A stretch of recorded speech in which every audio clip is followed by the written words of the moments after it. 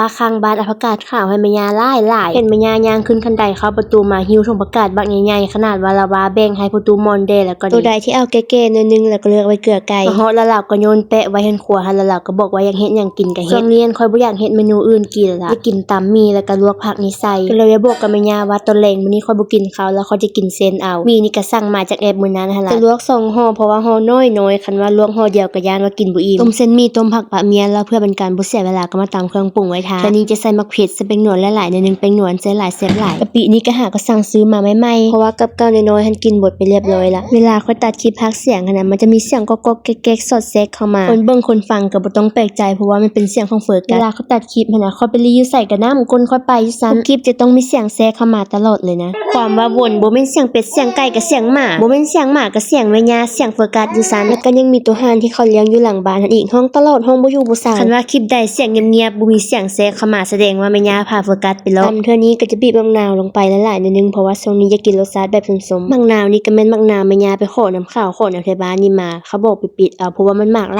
ลายๆแล้วเขาบ่ค่อยมากินส้มมื้อนั้นท่านแม่ย่ากับคอยกับเฟิร์สย่างประจำทางแล้วก็เจ้าเห็นก็จะเอิ้นไปปิดเอาตำแล้วบ่แล้วลองมาซีมเบิ่งคือว่ายังบ่ส้มนี่ล่ะซีมใดๆก็คือว่าขาดมะนาวใส่มะนาวไปจนว่าหน่วยครึ่งพุ่นน่ะเทื่อนี้ใส่โยลงไปน้ำน้อยนึงแล้วก็ต้มตีนไก่สนำ2ตีนตำเส้นหมี่แบบนี้หันโดนๆจังได๋เฮ็ดกินเทื่อนึงสุดหลายหันจะตำข้าวปุ้นกินแต่ละเทื่อพอคนปรุงลงไปแล้วก็คนเลให้มันเข้ากันอกหันก็น้อยๆต้องได้ทอกใส่ซามแบบนี้ทุกเทื่อเลยมักทั่วอันโหยหน้านี่ก็แม่นมักทั่วข้าวอบสุกแล้วเขามานั่งกินลิ้นแล้วค่อยมาแกะเอาเป็นหน่วยเป็นเม็ดแบบนี้ตำแล้วหน้าตามันก็ฮักเป็นตะกินรสชาติก็พอใช้ได้อยู่